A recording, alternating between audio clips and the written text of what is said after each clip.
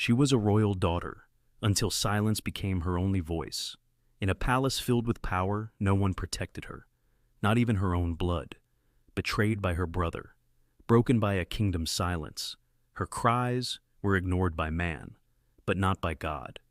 She wore a robe of many colors, until innocence was torn away. This is the story of Tamar, the silence that screamed louder than words. Tamar, daughter of the mighty King David, draped in royal silk, raised in dignity, cloaked in innocence. She walked the palace halls like morning light, graceful, vibrant, tender of heart. Her beauty was spoken of in hushed awe, her kindness felt like a warm breeze. But not even royal lineage could shield her from the shadows, for betrayal knows no crown. Amnon, her half-brother, watched her with eyes that fed on lust. Not love, not honor, only lust. He didn't wage war with swords, but with deception. Not a battlefield, a betrayal behind palace walls, but it wasn't only lust that moved him. It was a whisper in the shadows, a cousin with a crownless mind, sharp as a serpent's tongue.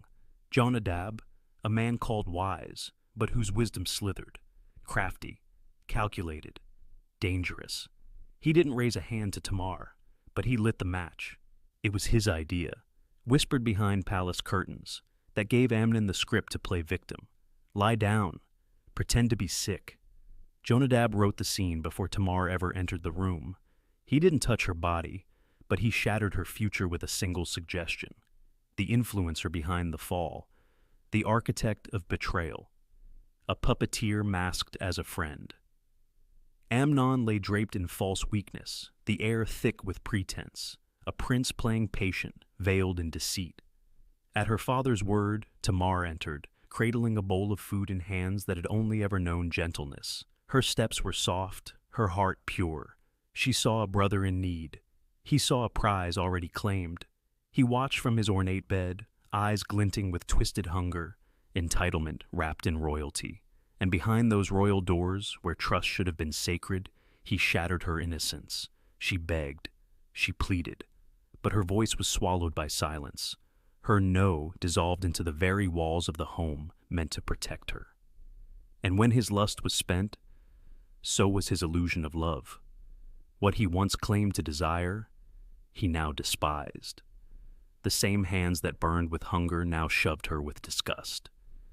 She fell to the floor, not as a sister, not as a daughter of the king, but as something discarded. The door didn't just slam behind her, it crushed her voice, her dignity, her worth.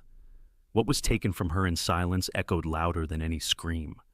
Tamar, once clothed in royal robes, was now draped in shame, and no one came to lift her. A dim corridor stretches outside Amnon's private chamber, heavy with silence, a silence that screams. Tamar, disheveled, broken, lies curled on the cold stone floor. Her royal robe, once a symbol of purity and honor, now hangs in tatters, golden threads unraveling like her innocence. She clutches the fabric to her chest, as if grasping the last shred of who she was, before he took everything. Her eyes, rimmed with red, do not weep. They've already spilled every tear her soul could bear. What remains now is silence and the shadow of betrayal. But Tamar did not stay there. With trembling hands, she rose from the stone floor like a ghost of royalty, and then she tore her robe. The garment of the king's virgin daughters, ripped, ruined, exposed. She poured ashes on her head, a sacred sign of mourning, of disgrace, of protest. Not just grief, but a cry to a nation that refused to hear her. Each ash a word, each thread torn a truth. She walked, not hidden, but seen, a living lament in the halls of silence. She did not hide her pain. She wore it. She declared it. She became the voice for every silence that was never answered. She fled, feet dragging grief across marble floors where servants turned their heads and royalty sealed their lips. Through the hush of a palace that had no words for justice, Tamar found her way to the one soul who still saw her as more than what was taken. Absalom, her full brother, opened his arms, but his embrace was iron-wrought, his jaw locked, his eyes burned with quiet rage. He held her gently, but inside, a fire smoldered. Tamar did not speak. Her face was stone, chiseled by sorrow too deep for words. Even in his arms, the silence of the palace wrapped around her like a curse. David said nothing. The king, her father, heard and did not act. And so, justice remained buried beneath golden ceilings and closed doors. But Absalom's silence was not absence. It was a waiting storm, a vow unspoken, a seed of vengeance planted in stillness and fed by fire.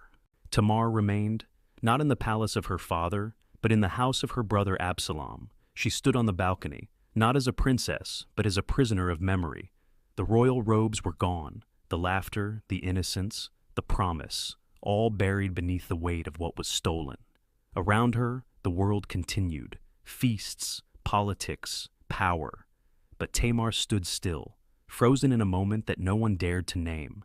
The silence surrounding her was louder than any scream. It echoed through halls where justice should have thundered. Her spirit, bruised but not broken, watched kings make decisions, priests speak prayers, and a father do nothing. In the court of David, there were no trials for princes, only whispers, only shame, and Tamar's voice became an echo in the margins of a kingdom too proud to weep. But Absalom heard that echo, and where others buried it, he buried a plan. Not with swords, not yet, but with stillness and a vow. Because silence may bury pain, but it also breeds vengeance, and Absalom was no longer waiting. But Tamar's story is not forgotten. Her scream, once swallowed by royal silence, now roars across generations. She is the voice of every girl told to hush, every survivor forced to carry shame that never belonged to them, every daughter who was wounded behind doors of power and called problem instead of precious. Tamar was a daughter of the king, and she still is. Her name means palm tree, a symbol of resilience, and though they tried to cut her down, she still stands. This is her scream, finally heard. Drawn from 2 Samuel 13, a chapter many skip, but one we must not, because it speaks, it warns, it reveals the monster that unchecked lust becomes, the cost of silence in the face of sin, and the injustice that festers when power replaces protection.